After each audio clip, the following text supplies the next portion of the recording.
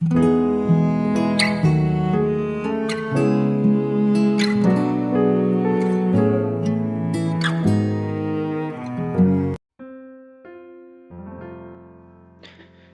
shalom saudara yang dikasihi Tuhan Yesus.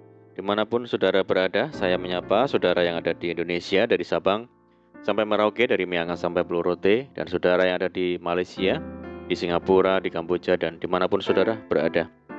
Senang sekali menjumpai saudara semua. Saya percaya kita semua tetap di dalam kasih dan perlindungan Tuhan kita, Yesus Kristus. Haleluya. Selamat datang kembali di channel Pokok Anggur bersama saya Yosia Krispianto. Mari saudaraku, sebelum kita bersama-sama merenungkan firman Tuhan, mari terlebih dahulu kita akan berdoa. Bapa di surga, Bapa yang baik, Bapa di dalam nama Tuhan Yesus, kami bersyukur buat segala kebaikan Tuhan hari ini. Terima kasih buat penyertaan-Mu bagi kami hari ini ya Tuhan. Dan saatnya kami rindu untuk merenungkan firman Tuhan. Ajar kami ya Tuhan untuk mengerti dan memahami segala kehendak Tuhan bagi kami. Mari ya Tuhan, buka rahasia firman-Mu saat ini dan terangi hati kami dengan firman Tuhan. Terima kasih Tuhan, ini doa kami hanya di dalam nama Tuhan Yesus Kristus kami berdoa. Amin, puji Tuhan. Baik saudara, kita akan membaca bersama di dalam Yesaya 43 ayat yang keempat. Oleh karena engkau berharga di mataku dan mulia, dan aku ini mengasihi engkau, maka aku memberikan manusia sebagai gantimu dan bangsa-bangsa sebagai ganti nyawamu. Puji Tuhan.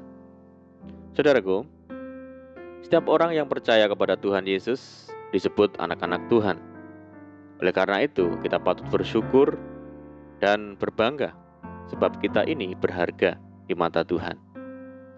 Berharga di mata Tuhan berarti istimewa di pemandangan Tuhan. Mengapa kita disebut istimewa? Firman Tuhan berkata, bukan kamu yang memilih aku, tetapi akulah yang memilih kamu. Dan kita dipilih sebelum dunia dijadikan, saudara. Kata dipilih dalam bahasa Yunani, elexegomai, berarti memilih dengan pertimbangan yang khusus.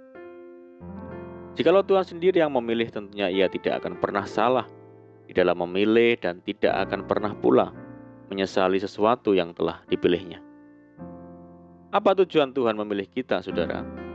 Yaitu supaya kita kudus dan tak bercacat di hadapan Tuhan. Jadi tujuannya adalah untuk pengudusan, dipisahkan dari cara hidup dunia, dipindahkan dari kegelapan dunia kepada terangnya yang ajaib, untuk hidup sepenuhnya bagi Dia. Kita ini istimewa dan berharga di mata Tuhan karena hidup kita telah ditebus melalui pengorbanan Kristus di atas kayu salib. Hal penebusan dosa selalu berkaitan dengan darah dan juga kematian. Di dalam perjanjian lama, binatang yang dikorbankan harus mati untuk melunasi dosa. Dan darah binatang-binatang yang dicurahkan akan menjadi suatu keharuman di hadapan Tuhan. Tetapi dalam perjanjian baru, ditegaskan bahwa Tuhan tidak lagi berkenan kepada persembahan binatang. Kematian dan pengorbanan Kristus itulah yang berkenan kepada Tuhan. Ia telah mempersembahkan hanya satu korban saja karena dosa. Sebab oleh satu korban saja Ia telah menyempurnakan untuk selama-lamanya mereka yang Ia kuduskan. Kesemuanya itu adalah bukti betapa Tuhan sangat mengasihi kita. Bukti bahwa Tuhan sangat mencintai kita, saudara. Tidak sedikit orang Kristen tidak menyadari bahwa dirinya istimewa dan berharga di mata Tuhan, sehingga mereka menjalani hidup dengan sembrono dan asal-asalan. Padahal Tuhan menghendaki kita memiliki hidup yang berbeda dengan dunia ini. Tuhan memilih kita supaya hidup kita ini kudus dan menjadi kesaksian bagi dunia. Saudaraku, kita pasti menginginkan seseorang yang dapat kita andalkan, yang kepadanya kita bisa menyatakan keinginan kita, dan yang akan mendukung kita mewujudkannya. Jika ada seseorang yang dengan tulus hati dan begitu ringan tangan, tanpa mengharapkan sesuatu di balik bantuannya, kita pasti akan sangat menghargai dan menyayangi orang tersebut. Seandainya ada sesuatu yang tidak diharapkan terjadi, dan ia memerlukan pertolongan kita, maka sudah tentu tanpa pikir panjang, kita akan segera membantu dengan semua yang ada pada kita. Demikian pula halnya dengan Tuhan. Ketika kita menjadi pribadi yang begitu berharga di matanya, maka kita tidak akan dibiarkannya begitu saja, saudara. Kita dapat melihat dari kisah hidup Daud.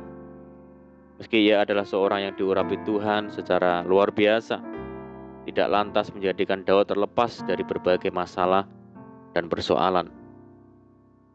Kita bisa membayangkan bagaimana perasaan Daud yang sudah dengan tulus dan berani mempertaruhkan nyawanya untuk mengabdi kepada Saul. Namun Saul justru ingin membunuh dan mereka-reka yang jahat terhadap Daud.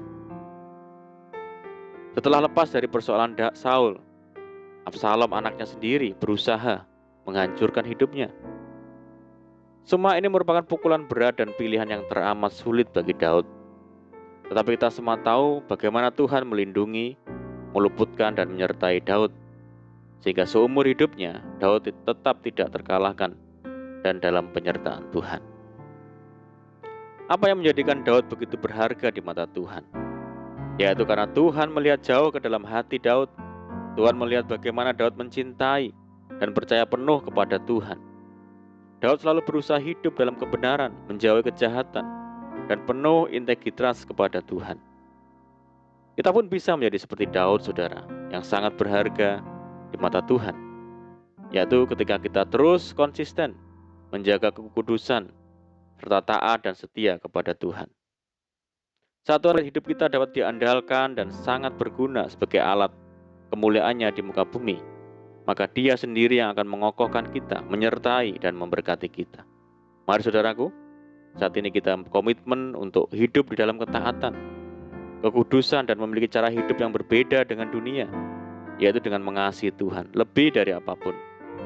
Dan jauhkan dari kita hidup yang sembrono dan asal-asalan, karena sejatinya kita berharga di mata Tuhan. Amin, puji Tuhan. Mari kita berdoa. Bapa di surga, Bapa yang baik, Bapa di dalam nama Tuhan Yesus, terima kasih buat firman-Mu ya Tuhan.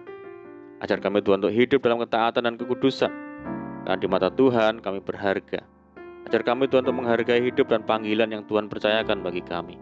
Terima kasih ya Tuhan. Saat ini kami berdoa bagi saudara kami semua yang mendengar program ini, yang di Indonesia, dari Sabang sampai Merauke, yang di Malaysia dan di mana pun berada. Tuhan, yang sakit sembuhkan di dalam nama Yesus. Yang hidup dalam tekanan, persoalan, Tuhan bebaskan, tolong mereka, pulihkan hidup mereka, buka jalan di dalam nama Tuhan Yesus. Berdoa bagi kehidupan rumah tangga, pekerjaan, bisnis, pendidikan dan apapun yang dikerjakan oleh saudara-saudara kami dimanapun mereka berada.